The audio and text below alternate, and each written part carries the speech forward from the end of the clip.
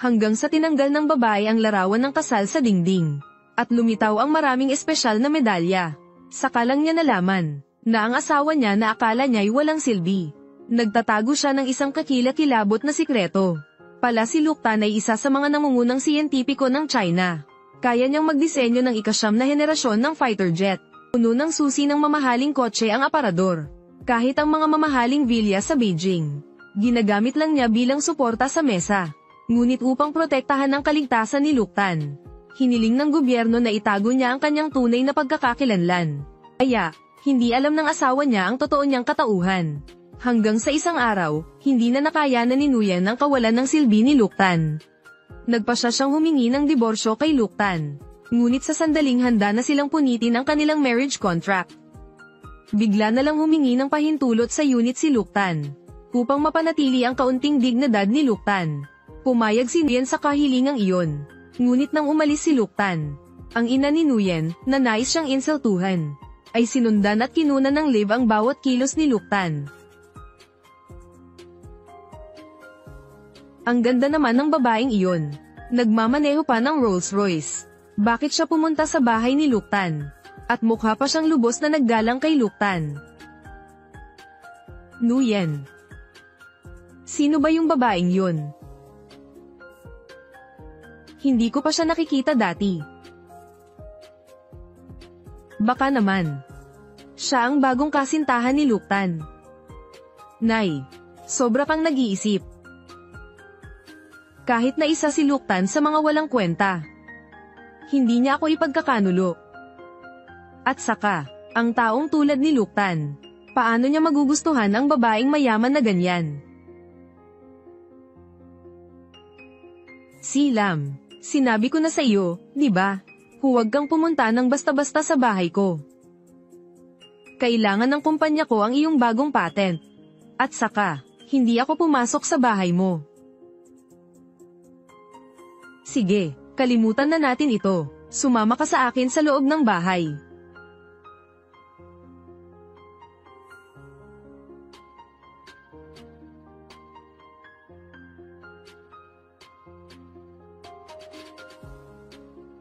Luke Tan. Ito ba ang dragonfish mo? Ang galing mong mag-alaga, ang ganda ng isda. May ibang nagbigay nito sa akin.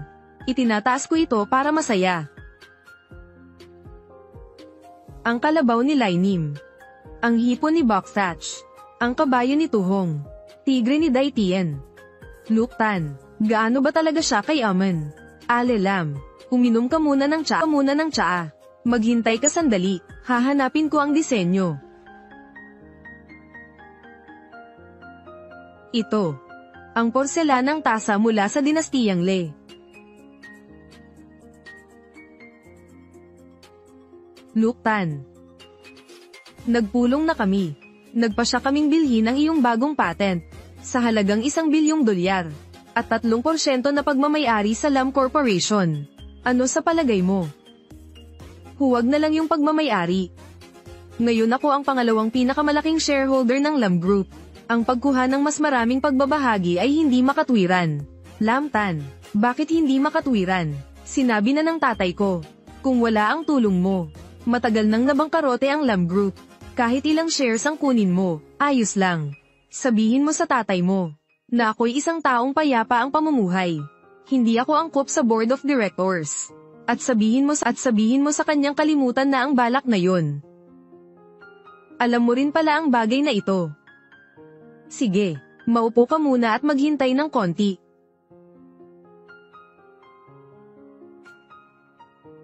Tama ka. Si Luke Tan ay isang walang kwentang tao. Wala nang ibang sasabihin. Ang sira-sirang kotse niya pa lang. Sinong babae ang magkakagusto sa kanya? Noon, araw-araw hinahatid sundo ni Luke Tan si Nguyen sa trabaho. Ngayon, nandidiri na ako. Tia Fang, huwag kang mag-alala. Sa mga susunod na araw, ako na ang bahala sa paghatid sundo kay Nguyen sa trabaho. Tingnan ninyo.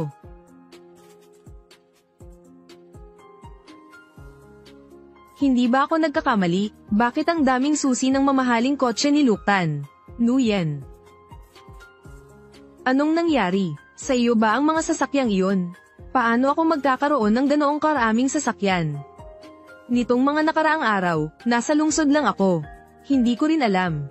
Naloko kayo, mga lighter lang iyon. O kaya mga modelong kotse. Mga taong hamak, gusto lang niya sa mga ganitong kalokohan. Ang tunay na sasakyan ay hindi mabibili. Ang dami-daming susi ng peke ang binibili. Tapos pupunta sa bar, at inilagay ang susi ng sasakyan sa mesa.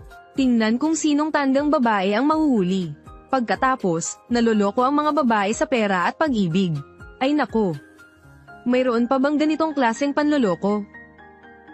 Putang inang luktan na to. Walang hiya talaga. Ang kotse ko ay tunay na BMW ha. Notam. Baka gusto mong subukan. Tingnan mo kung peke ba ito. Hindi na kailangan. Huwag mong banggitin ang mamahaling kotse. Kung totoong mayaman si Luktan. Makakabili sana siya ng bahay sa lungsod. Kahit maliit na apartment lang. Pero pinilit niyang manirahan sa probinsya ng matagal si Nuyen. Ngayon naman, iba na ang anak kong babae. Nakabili na siya ng bahay sa lungsod. Ang mga hamak na tao tulad ni Luktan. Hindi talaga siya bagay para kay Nuyen. Diyos ko, ano yan? Gintong titulo ng lupa. Iyan ang titulo ng pinakamahal na villa sa Beijing.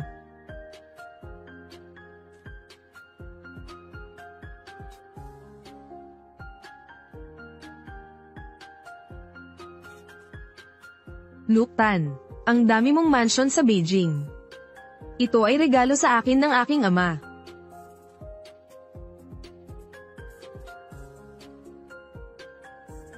Bakit kaya hindi pantay ang mesa na ito?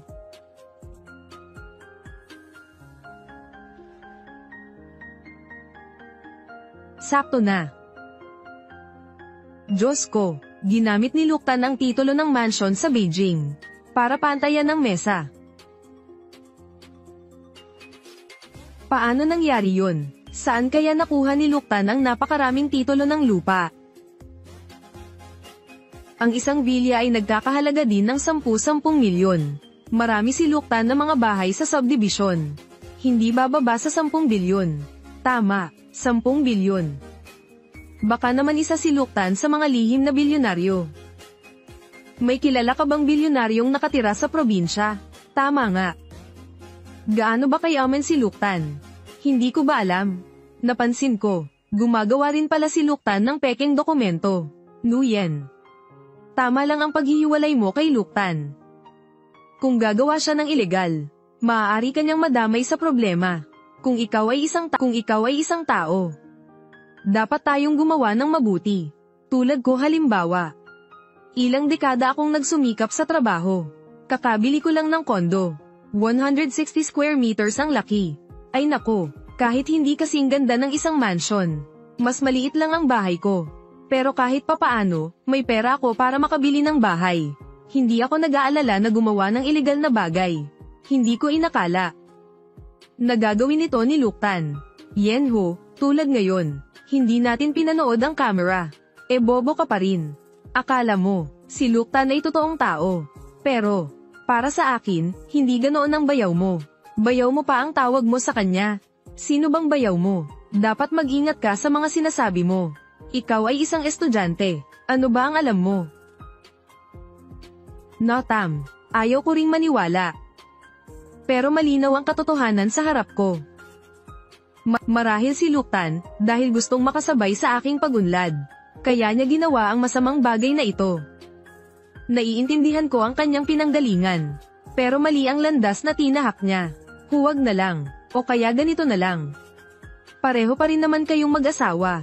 Dapat payuhan mo siya. Basta pumayag si Luktan, pwede siyang magtrabaho bilang gwardya sa kumpanya ko.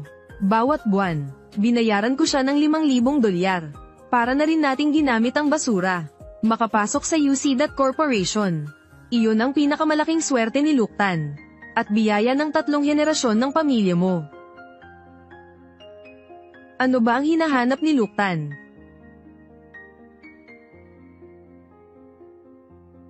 Ayan pala, narito. Sa wakas, natagpuan ko rin. Luktan, okay ka lang ba? Okay lang ako, pero, medyo napilay ang likod ko. Tulungan kitang umupo dyan.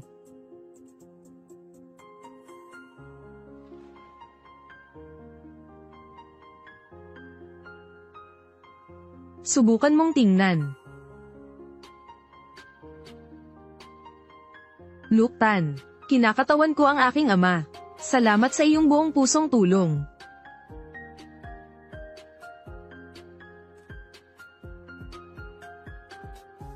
Diyos ko, ito ang black card ng Beijing Bank. Ano, ang credit limit ng black card ng Beijing Bank ay hindi bababa sa 10 bilyon. 10 bilyong dolyar.